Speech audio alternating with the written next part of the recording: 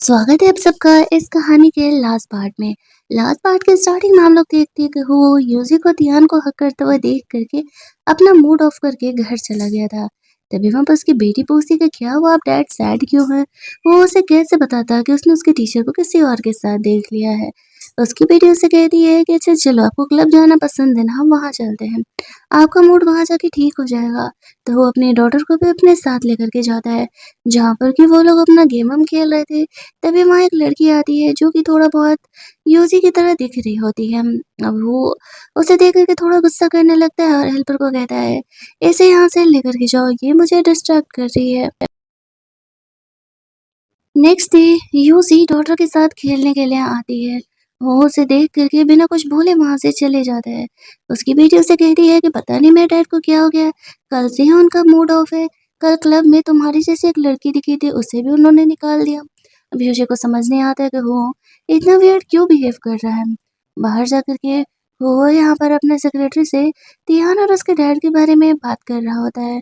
उनकी हरकतें यहाँ पर थोड़ा ज्यादा ही बढ़ती जा रही है। वो को पता था एट द एंड उसे ध्यान को सबक सिखाना ही पड़ेगा, और वो उसे जान से नहीं मारना चाह रहा था क्योंकि वो उनके इकलौते भाई का बेटा था। इसी वजह से तभी वो का फ्रेंड यहाँ पर कुछ बिजनेस डीलिंग के लिए आता है।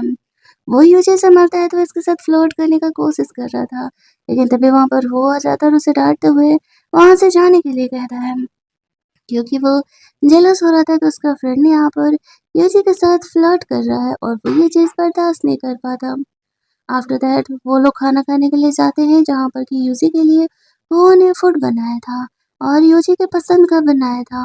वो उसे बहुत ही अच्छा लगता है और उसकी बेटी समझ रही थी कि वो ने ये सब कुछ जानबूझ करके यूजी के पसंद का बनाया है। बेचारा वो भाई साहब उसके प्यार में इतना पागल हो चुका था कि उसे अब कुछ भी चीजें दिख नहीं रही थी, और उसे तो बस यूजी ही दिख रही थी और उसकी अच्छाइयाँ ही दिख रही थी। यूजी इस तरीके से घर लौट रही होती है, तब वो ड्राइवर को बीच में कार रोकने के लिए बोलती है। उसे कुछ चीजें बाय करनी थी, वो उसे कहती है कि वो खुद ही घर वापस लौट जाएगी, वो यहाँ से जा सकता है। ऐसा कहते हुए यूजी वहां से आगे बढ़ती है। तो वो यहाँ पर टियान की बहन से मिलती है। टियान की बहन यूजी से रिवेंज लेना चाह रही थी क्योंकि उसकी वजह से उसके भाई ने उसकी कार खराब कर दी थी। दैट्स वाई वो यूजी से बात करने जाने का डिसाइड करती है। वहाँ पर वो जाकर के कहती है कि हमारी फर्स्ट मीटिंग कुछ ज़्यादा ही कैओस थी। दैट्स वाई मैंने सोचा कि क्यों ना तुमसे चल कर के माफ़ी मांगा जाए। मुझे तुम्हारे साथ वैसा बिहेवियर नहीं करना चाहिए था। वो कहती है कोई बात नहीं, मुझे इन बातों से फ़र्क नहीं पड़ता। लेकिन यहाँ पर तियान के सिस्टर से कहती है कि अब चलो आए हैं तो पास वाले होटल में एक पार्टी कर लेते हैं। वहाँ पर बहुत अच्छा एक डांस शो हो रहा है। तो यूजी उसके साथ चली जाती है क्योंकि वो बहुत ज़्यादा ही ज़िद कर रही थी। लेकिन उसे पता नहीं था उसकी बहन ने उसके लिए क्या प्लान किया हुआ है। जब वो लोग वहाँ पे डांस शो देखने के लिए जाते हैं तो यूसी एक अलग कमरे में बैठी थी। उसकी सिस्टर कहती है कि वो थोड़ी ही देर में यहाँ पर आती होगी। एक हेल्पर उसके लिए कुछ स्नैक्स और ड्रिंक लेकर के आता है। यूजी वो ड्रिंक पी लेती है। फिर हम लोग देखते हैं कि वो हेल्पर जाकर के ध्यान के सिस्टर को बताता है, जैसा कि आपने उसमें वो लेफ्टोज मिलाने के लिए बोला था, मैंने वैसा कर दिया है। थोड़ी ही देर में यूजी पर वो दवा असर करने वाला होगा। ध्यान के सिस्टर को लग रहा था उसका प्लान सक्सेसफुल हो गया। वो अपने एक बूढ़े अंकल को यहाँ पर बुला लेती, जिसको कि वो यूजी के साथ उसके कमरे में बंद करने वाली थी। और यहाँ पर ध्यान यूजी को किसी और के साथ देखता तो वो ऑब्वियसली एंगेजमेंट तोड़ लेता। फिर वो इस तरीके से अंकल को उस कमरे में भेज देती है। लेकिन तभी सीन कट होता है और हम लोग यूजी को देखते हैं।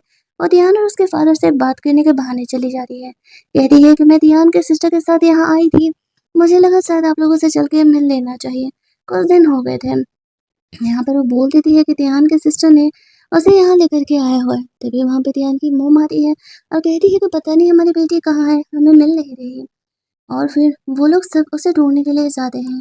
ध्यान जानता है कुछ ना कुछ तो गड़बड़ है, लेकिन वो अपनी फैमिली वालों को इस बारे में नहीं बताता है। आफ्टर दैट वो लोग जब यूजी को ढूंढते हुए, मतलब उस गर्ल को ढूंढते हुए उस कमरे में जाते हैं, तो देखते हैं कि वहाँ पर वो जो गर्ल है वो उस आदमी के साथ सो रही है। अब उसके फादर उस पर बहुत ही ज़्यादा गुस्सा करने लगते हैं और कहते हैं कि उसने तो उसके खानदान की नाक कटवा दी। टियान के सिस्टर की जब आँख खुलती है तो वो उसे कहती है कि ये सब कुछ यूजी का किया हुआ है, क्योंकि उसी ने उसे फंसाया है। यूजी कहती है तुम मुझे इस होटल में लेकर के आई हो, तुम मुझे मिली नहीं काफ़ी देर से, तो मैं तुम्हें ढूँढते हुए बाहर निकली, तो फिर मैंने यहाँ पर ध्यान और तुम्हारे ध्यान के डैड को देखा। मैं तो बस उससे बात करने के लिए चली गई थी, इसमें मेरी क्या गलती है? अब यहाँ पर सारे यहाँ पर ध्यान के सिस्टर पर गुस्सा करने लगते हैं और उसके अंकल को अच्छा खासा सबक सिखाया जाता है। ध्यान यूजी को वहाँ से बाहर लेकर के जाता है। बाहर जाने पर वो उसे घर छोड़ने के लिए जा रहा था। जहाँ पर कि उसे पूछता है रास्ते में हुआ क्या था एक्चुअल में, तुम मुझे बताओ। यूजी उसे बताती है तुम्हारी सिस्टर मुझे रेस्टोरेंट में सो दिखाने के बहाने लेकर के गई थी और वो मेरे रेपुटेशन डिस्ट्रॉय करने के इरादे में थी। मैंने कुछ भी गलत नहीं किया है, जो वो मेरे साथ करना चाहती थी वो मैंने किया। मैंने अपनी जैसी दिखने वाली एक लड़की को उस कमरे में रख दिया ताकि उसे लगता रहे कि वैसे ही हो रहा है वो। बाकी जो कुछ हुआ वो तो तुम्हें दिख ही रहा है यहाँ पर, और होता भी कुछ वही है। इस तरीके से तियान उसे कहता है मैं ये नहीं कह रहा कि तुमने गलत किया है। वो इनफैक्ट यूजी का ही सपोर्ट कर रहा था, क्योंकि यहाँ पर एक्चुअल में अगर यूजी ने खुद को सेव नहीं किया होता तो आज वो तियान के सिस्टर की जगह वो होती। इस बात पर यूजुअल से कहती है मुझे लगता है कि तुम्हारे घर वाले मुझे पसंद नहीं करते हैं, तो फिर हम क्यों ही ये ज़बरदस्ती रिश्ते को चला रहे हैं। तियान उसे कहता है लेकिन ये शादी तो तुम्हारी मुझसे होने वाली है, मेरे घर वाले तुम्हें पसंद नहीं करते, मुझे इस बात से कोई फ़र्क नहीं पड़ता। यूजी कहती है मुझे फ़र्क पड़ता है, पूरी ज़िंदगी मैं इस तरीके से इस पंचायती में नहीं बिता सकती हूँ, मुझे एक सीधी-सादी लाइफ चाहिए। तियान उसे घर के बाहर छोड़ कर के चले जाता है। उसकी जाते ही वो देखती है कि वो उसके घर के पास खड़ा है। वो उससे कहता है मैंने तुम्हें समझाया था ना कि जब तुम्हें मेरी ज़रूरत होगी तो तुम मुझसे हेल्प ज़रूर लोगी, तो फिर तुमने मुझसे हेल्प क्यों नहीं लिया? योजो से कह रही है ये तो बस एक छोटा सा मैटर था, मैं खुद ही इस प्रॉब्लम को सॉल्व कर सकती थी। इस मैटर में अगर मैं तुम्हें इन्वॉल्व करती तो फिर तुम्हारे और ध्यान की फैमिली के रिश्ते और भी ज़्यादा बेकार हो जाते। वो उससे कहते तुम्हें क्या लगता है मैंने जो तुम्हें प्रोटेक्ट करने का प्रॉमिस किया है वो झूठा है या फिर यूं ही मैंने कर दिया है? योजी उससे कहती है ऐसा कुछ भी नहीं है और ना ही मैं ऐसा कह रही हूँ। इनफैक्ट अब तक जब भी मुझे एक एक्चुअल हेल्प की ज़रूरत पड़ी है उसमें तुम्ही ने मेरा सपोर्ट किया है, तो मैं ये अच्छे से जानती हूँ कि तुम मेरा सपोर्ट करोगे, लेकिन ऐसे सिचुएशंस में मैं तुम दोनों के बीच लड़ाई नहीं लगवाना चाहती थी। वो से कहता है ठीक है अच्छी बात है, लेकिन अगली बार से अगर ऐसा कुछ हो तो वो उसे कॉल ज़रूर कर दें। यहाँ पे यूजी को लगने लगता है कि क्या सच में वो हुआ पर ट्रस्ट कर सकती है, क्या सच में वो उस पर डिपेंडेंट हो सकती है, क्योंकि आज तक यूजी का लाइफ में कभी कोई ऐसा नहीं आया था जिसपे कि वो एक्शन में डिपेंडेंट हो सके।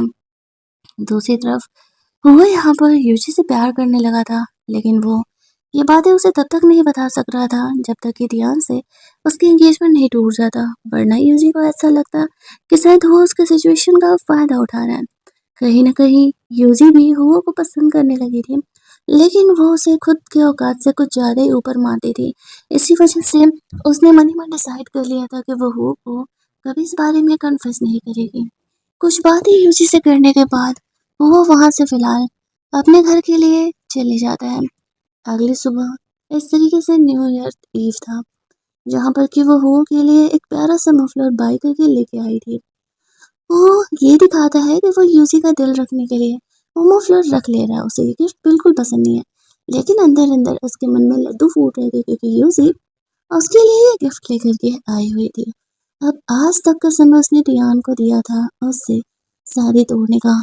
टियान यहाँ पर इवनिंग में यूज़ी से मिलने के लिए आता है और वो उसे कहता है कि वो उसे लास्ट टाइम हग करना चाहता है, क्योंकि इसके बाद तो शायद दोनों अलग होने वाले हैं। यूज़ी उसे नहीं रोकती है, लेकिन वो इस सिचुएशन को गलत समझ लेता है। उसे ऐसा लगता है कि शायद यूजी और ध्यान के रिलेशनशिप पहले से कहीं ज़्यादा बेहतर हो गए हैं और वो उसे नहीं छोड़ने वाली। ऐसे ही देखते वो गुस्सा आ जाता है और यूजी का दिया हुआ मफलर फेंक देता है। उसकी बेटी कहती है कि आपने यूजी का दिया हुआ मफलर क्यों नहीं फेंका? वो बिना कुछ बोले वहाँ से जाने लगता है। पूरी रात वो क्लब में बिताता है। उसके सेक्रेटरी ने यहाँ पे यूजी को ध्यान को हक करते हुए देख लिया था, तो वो समझ जाता है वो का मूड क्यों ही ऑफ है। वो हुआ का हेल्प करना चाहता था, वो चाहता था हुआ यहाँ पर यूजी को कन्फेस करे, हाँ या ना दोनों में से कोई एक ही चीज़ होगा। यहाँ पर इस तरीके से वो हुआ को कमरे में लेकर के जाता है, जबकि वो काफ़ी ज़्यादा ड्रंक था। यहाँ पर कमरे में ऑलरेडी यूजी थी, उसके सेक्रेटरी ने सारे अरेंजमेंट कर दिए थे। उसने यूजी को जानबूझ कर के हुआ के कमरे में स्टे कराया था। वो जब नशे की कंडीशन में उस कमरे में पहुंचता है तो उसे ऐसा लगता है शायद वो यूजी को हेलुसिनेट कर रहा है। लेकिन वो यूजी को इतना पास देख करके अपनी फीलिंग को कंट्रोल नहीं कर पाता है और उसे किस करने के लिए आगे बढ़ता है। तभी वहां पे यूजी की नींद खुलने लगती है तो वो यहाँ पर उसे रोकने का कोशिश कर रहा था। यूजी कहती है आई नो कि तुम बहुत ज्यादा ड्रंक हो, बेहतर होगा कि तुम खुद पे कंट्रोल करो। वो अपना गुस्सा जाकर सेक्रेटरी पर निकालने लगता है। उसका सेक्रेटरी उसे सॉरी बोलते हुए कहता है कि मैं तो बस आपकी हेल्प करना चाह रहा था। मुझे लगा कि शायद आप यहाँ पे यूजी को ऐसे कंडीशन में कन्फेस कर पाएंगे। लेकिन हो को अफसोस होने लगता है। उसे यूजी के साथ ऐसा बिहेवियर नहीं करना चाहिए था। इधर यूजी दूसरे कमरे में सोने के लिए चली जाती है। लेकिन उसे हो के बिना नींद ही नहीं आ रही थी। उसे ऐसा लग रहा था कि क्या हो ने उसे किसी और को समझ कर किस किया है या फिर वो उसे पसंद करता है। पूरी रात वो इसी सोच में जगी रह जाती है। नेक्स्ट डे वो यूजी के आने का वेट कर रहा था ताकि कल रात जो वो उस बारे में बात कर सके। लेकिन यूजी यहाँ पे नहीं आती। उसका कॉल आता है कि वो कुछ दिनों की छुट्टी ले रही है। अब वो सोचने लगता है कि कल रात जो हुआ उस वजह से यूजी ऐसा कर रही है तो वो उसे मिलने जाने का डिसाइड करता है। जब वो यूजी से मिलता है यूजी उसे कहती है डोंट वरी, मैं कल रात वाली मैटर को ज़्यादा सर पे नहीं चढ़ा रही हूँ। आई नो तुम बहुत ही ज़्यादा ड्रंक थे और तुमने मुझे कोई और समझ लिया था। दैट्स व्हाई यहाँ पे ये सब कुछ हुआ। मैं तुम्हारी बात का बुरा नहीं मान रही। अब यहाँ पर इस तरीके से वो जब ऐसा कहती है तो उसे ऐसा लगने लगता है कि क्या सच में उसके लिए किस करना इतना कैजुअल है। लेकिन फिलहाल यूजी खुद को इस मैटर में इन्वॉल्व नहीं करना चाहती थी। रात में तियान ने उसे अपने फैमिली डिनर पर बुलाया हुआ था जहाँ पर कि वह अनाउंस करने वाला था कि उसने यूजी के साथ अपना एंगेजमेंट कैंसिल कर दिया है। यूजी यहाँ पर खाना वाना खाने के लिए आती है।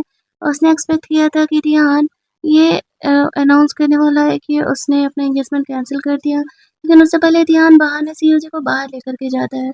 उसके सामने अपने डैड को विंडो से शूट कर देता है जिससे कि ऑन द स्पॉट उनकी डेथ हो जाती है। साथ ही वो यूजी को भड़काता है कि अब तुम इस चीज़ की आई विटनेस हो अगर ये बात बाहर फैला कि मैंने अपने डैड को मारा है तो मैं तुम्हें भी जिंदा नहीं छोड़ने वाला हूँ। मुझे मुझसे प्यारी चीज़ कोई नहीं छीन सकता, चाहे मेरी फैमिली हो या फिर कोई और मैंने तुमसे कहा था कि हमारी शादी हो करके रहेगी। तो सब ये मैंने तुमसे कहा कि हमारी शादी हो करके रहेगी तो फिर हमारी शादी होने से कोई नहीं रोक सकता। और वो यहाँ पे यूजी काफ़ी घबरा जाती है। वो ये बात चाह करके भी किसी को नहीं बता पा रही थी क्योंकि अगर उसने ऐसा किया तो ध्यान उसे मार डालेगा। उसे कहता है फिलहाल तुम घर जाओ, यहाँ पर अभी बहुत सारे तमाशे होने वाले हैं। जब वो लोग निकल रहे थे तभी वहाँ पर वो भी आ जाता है और अपने सिक्योरिटी गार्ड को वो कहता है कि उसी को घर लेकर के जाने। यहाँ पे तियान का गार्ड उसे रोक रहा था क्योंकि तियान ने यूजी को लेके जाने के लिए कहा था। तो वो उसकी पिटाई लगा देता है और कहता है तुम्हारी इतनी औकात कैसे होगी मेरी अरेंजमेंट्स को रोकने की। इसके बाद वो यूजी को लेकर के जाता है। यूज़ी काफ़ी घबराई हुई थी। उसका सेक्रेटरी उसे समझाता है कि डोंट वरी, वो सब कुछ ठीक कर देगा, तुम्हें ज़्यादा डरने की ज़रूरत नहीं है। लेकिन यूज़ी यहाँ पर उन दोनों के बीच फँस गई थी और उसे खुद नहीं समझ में आ रहा था कि आखिरकार वो करे तो क्या करे। और उसे हो की भी फ़िक्र हो रही थी, ना जाने वो चीज़ों को कैसे हैंडल आउट करने वाला है। वो यहाँ पर अंदर जाता है तो यान यहाँ पर अपने डैड के मरने का झूठ-मूठ का गम दिखा रहा होता है।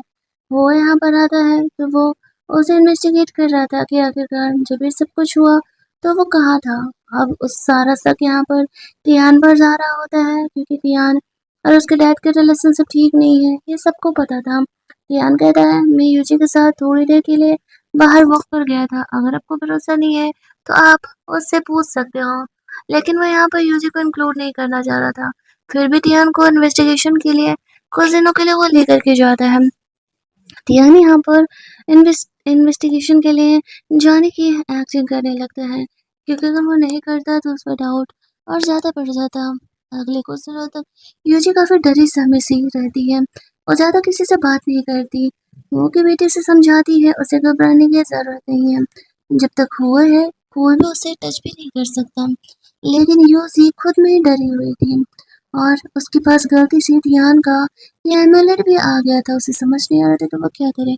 अगर उसका ये एमुलेट उसके पास मिल जाता तो डाउट उस पर भी जाता, तो वो जल्दी से उस एमुलेट को पहले छुपा देती है। रात में भी वो बुरे सपने देख रही होती है कि लोग उसे पकड़ करके ऐसे पनिश कर रहे हैं कि उसने एक्चुअल में उसके डैड की मौत कैसे हुई देखी है। अगली सुबह जब यूजी जगती है तो वो देखती है कि वो के घर में सो रही है। वो ने उसके सेफ्टी के लिए कुछ घर पे ही वक्त से बिताने के लिए बोला था। फिर जब उसकी नींद खुलती है तो उस बोर्ड के नीचे जाती है जहाँ पर कि वो का सेक्रेटरी यूजी से माफी मांगता है उस रात के लिए। वो कहता है वो मेरा अरेंजमेंट है। यूजी उसे माफ कर देती है, ये कहते हुए कि दोबारा ऐसा नहीं होना चाहिए। आफ्टर दैट वो वहां से निकल जाती है।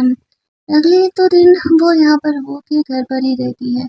वो यहाँ पर आता है, वो पूछती है इन्वेस्टिगेशन कैसा चल रहा है। तो वो कहता है मुझे डाउट है कि कहीं ना कहीं ध्यान इन सारी चीजों में इंक्लूडेड है, हालांकि मेरे पास इस बात का सबूत नहीं है। यूजी को घर जाना था, वो उसे छोड़ने के लिए जाता है। रास्ते में वो उसे पूछने के लिए कोशिश कर रहा था लेकिन यूजी उसे नहीं बताती है। सच्चाई वो बता नहीं सकती थी, वो दोनों साइड से फंसती और यूजी को घर छोड़ता है जहाँ पर कि टियान आ जाता है और कहता है तुम मेरे फियांसे के साथ क्या कर रहे हो। इस बात पर हुआ से कहता है वो जल्दी ही तुम्हारी फियांसे अब नहीं रहने वाली, वो तुम्हारे साथ नहीं रहना चाहती है, क्या ये बात तुम्हें पता नहीं है। अब यहाँ पर इस तरीके से टियान और वो दोनों आपस में लड़ने लगते हैं यूजी को लेकर के। ये चीज यूजी को नहीं पसंद आता है और वो उन दोनों को घर जाने के लिए बोल करके अपने घर में चली जाती है। वो टियान के डैड के ग्रेव के पास जाता है और कहता है मुझे पता है तुम्हारे बेटे ने ही तुम्हें मारा है, जल्दी ही मैं उसे तुम्हारे पास भेजने वाला हूँ, उसे एक अच्छा इंसान बनाने की कोशिश करना अगली बार। अगले दिन यूजी वो से मरती है तो वो जो घर यूजी का हुआ करता था वो बायर से बाई करके वापस से यूजी को दे देता है और कहता है तुम वहाँ रह सकती हो। यूजी अपनी मॉम को लेकर के उस घर पर जाती है। सब कुछ वैसा ही था जैसे पहले हुआ करता था। यूजी और उसकी फैमिली ये देख करके बहुत ही ज्यादा वाली इमोशनल हो जाती है। उन्होंने तो कभी एक्सपेक्ट नहीं किया था। यूजी हो के लिए कुछ न्यू डिशेस लेकर के जाती है और उनके लॉन के पीछे भी लेकर के गई थी। वो ऐसे कह रहा होता है कि तुम ये चीजें देख करके मेरी आदत बिगाड़ रही हो। फिर कुछ दिन वो और यूजी एक हिडन कपल की तरह रहते हैं, दोनों छुप छुप के बातें करते और अपना प्यार और बढ़ाते जा रही थी।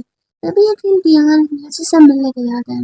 यूजी से कहती है तुम्हारे डैड भी अब इस दुनिया में नहीं रहे, मेरा डिसीजन फाइनल है, मुझे तुमसे शादी नहीं करनी है, इस बात को तुम मान जाओ। लेकिन ध्यान भी अपने जिद पर अड़ा हुआ था कि तुम्हें तो शादी मुझसे ही करनी पड़ेगी। शादी में उसे ये भी वार्न करता है उसका ये सीक्रेट बाहर नहीं आना चाहिए। अगर उसका ये सीक्रेट बाहर आया तो वो जानती है ना कि वो क्या करेगा। यूसी घबरा जाती है। वो उसे जब वो मिलती है दोपहर में तो वो उसे कहता है मुझे पता चला ध्यान तुमसे मिलने के लिए आया था। ये जो उसे कहती हाँ वो शादी के लिए मुझे परेशान कर रहा है। डोंट वरी, इस मैटर से आपको कोई परेशानी नहीं होगा। मैं जल्दी ही ध्यान से ये शादी तोड़ने के बारे में उसे मना लूंगी। वो कहता है मुझे नहीं लगता ये तुमसे होने वाला है, शायद मुझे ही कुछ करना पड़ेगा। वो यूजी को ध्यान से अलग करेगा तभी तो उसे अपनी मन की बातें बता पाएगा ना। वो दोनों घर लौट रहे थे। यूजी वो के शोल्डर पर सर रख करके सोने लगती है। वो उसे किस कर लेता है, हमें पता चलता है यूजी जगी हुई थी और वो बस सोने की एक्टिंग कर रही थी। अगले दिन इस तरीके से वो कल मिलने के लिए आती है जो कि ध्यान की मॉम चाह रही थी उससे शादी करे। अब वो यहाँ पर यूजी को डरा धमका करके ध्यान से अलग होने के लिए बोलती है। यूजी हंसते हुए कहती है भाई तेरा बंदा, बहन तेरा बंदा मेरा पीछा नहीं छोड़ रहा है, तो मेरे पास आने के बजाय तुम मुझसे बोलो। तभी वहाँ पर कुछ बुरे लोग उन पर अटैक करने लगते हैं। थैंकफुली वो यहाँ पर आ जाता है और वो लोग लड़ झगड़ करके सिचुएशन को संभाल लेते हैं। वैसे तो केवल एक बुरे इंसान को उस गर्ल ने अरेंज किया था यूजी को सबक सिखाने के लिए, बाकी यहाँ पर सारे हुओं को मारने के लिए आए हुए थे। अब उस लड़की को हुआ यहाँ पर अच्छा खासा पनिशमेंट देता है ताकि दोबारा वो यहाँ पर कभी भी यूजी को परेशान ना करे और उसे वहां से लेकर के जाया जाता है। वो अपने सेक्रेटरी से बात कर रहा होता है कि आगे क्या करना है। वो यूजी को घर जाने के लिए कहता है और तियान के घर पहुंच जाता है। वहां पर वो उसे कहता है कि तुमने जो बंदे भेजे थे मुझे मारने के लिए, उनका सारा बयान मेरे पास है। वो यहाँ पर उसकी फेवरेट पर्सन यानी उसके सेक्रेटरी को हर्ट कर देता है। बोलता है कि अगर तुमने यहाँ पर यूजी से अपनी एंगेजमेंट नहीं तोड़ी, उसे फ्री नहीं किया, तो मैं इसे मार डालूंगा। सिर्फ 10 सेकंड है तुम्हारे पास। तियान के पास कोई ऑप्शन नहीं था क्योंकि वो इंसान उसके लिए बहुत ही इम्पोर्टेंट था। वो उसके लिए उसके भाई जैसा था। इसी वजह से वो एंगेजमेंट तोड़ने के लिए रेडी हो जाता है। रात में वो यूजी से मिलता है और यूजी को एंगेजमेंट तोड़ने के लिए वो कार्ड दे देता है। कहता है शायद इस जन्म में हम एक नहीं होने वाले हैं। यूजी वो कार्ड लेकर के बहुत ही ज्यादा वाली खुश हो जाती है। हालांकि उसे नहीं पता था कि ये होने के है। घर जा करके वो सबको गुड न्यूज़ देती है। फिर वो हो को थैंक्स बोलने के लिए उसके लिए केक वगैरह बना के लेकर के गई थी और कहती है आई नो ये तुम्ही ने किया है, तुम्हारी वजह से ही आज मैं तियान से फ्री हो पाई हूँ। बात पर वो उसे कहते चलो कम से कम तुम्हें दिमाग तो आया और मैं खुश हूँ तुम्हारे लिए। जब वो तियान से पूरी तरीके से अलग हो चुकी थी, उनका रिश्ता टूट चुका था, तब वो यहाँ पर यूजी को कन्फेस करता है कि वो उसे पसंद करता है। क्या यूजी उसके साथ रिलेशनशिप में आना चाहेगी? यूजी भी उसे हाँ कह देती है। वो के खुशी का कोई ठिकाना नहीं था। वो आगे बढ़ के उसे किस कर लेता है। उसने एक्सपेक्ट नहीं किया था कि यूजी इतनी आसानी से एक बार में उसके कन्फेशन को हाँ कहने वाली है। अगले दिन उसकी बेटी उन दोनों के बदले बिहेवियर को देख करके पहचान जाती है कि दोनों के बीच में कुछ ना कुछ तो खुशर खुसर चल रहा है। वो यहाँ पर अपनी बेटी को कन्फेस करता है कि यूजी आज से उसकी गर्लफ्रेंड है। उसे यूजी की मम्मी चाहिए थी ना, तो उसने यूजी को अपनी गर्लफ्रेंड बना ली। उसकी बेटी यहाँ पर बहुत खुश हो जाती है। लेकिन अब भी तियान जिंदा था और वो को अपने भाई के मौत का बदला भी तो तियान से लेना था। कहीं न कहीं यूजी को रिग्रेट हो रहा था कि अगर उसने शुरुआत में ही हो कोई सच्चाई बता दी होती तो शायद ये सब कुछ होता ही नहीं। जो उसने तियान का एमुलेट अपने पास रखा था उसे वो तोड़ देती है। तियान हो को सबक सिखाने के लिए अगले दिन अपनी शादी उस लड़की के साथ फिक्स करता है और सारे रिलेटिव्स को बुलाता है, जिसमें कि हो भी इंक्लूडेड था। लेकिन जैसे ही वो यहाँ पर आते हैं, अंदर हॉल में भेज करके कमरे का दरवाजा तियान बंद कर देता है और कमरे में एक बड़ा सा ब्लास्ट करा देता है। उसे तो ऐसा लगता है कि उस ब्लास्ट के बाद वो जिंदा नहीं बचा होगा और वो वहां से जाने लगता है। वो अपने डैड के ग्रेव के पास गया था ये सोचते हुए उसने हुओ को भी मार डाला, लेकिन तभी हुओ यहाँ पर जिंदा बच के आ जाता है और इससे पहले कि तियान उसे मारे वो उसे गोली चला देता है। और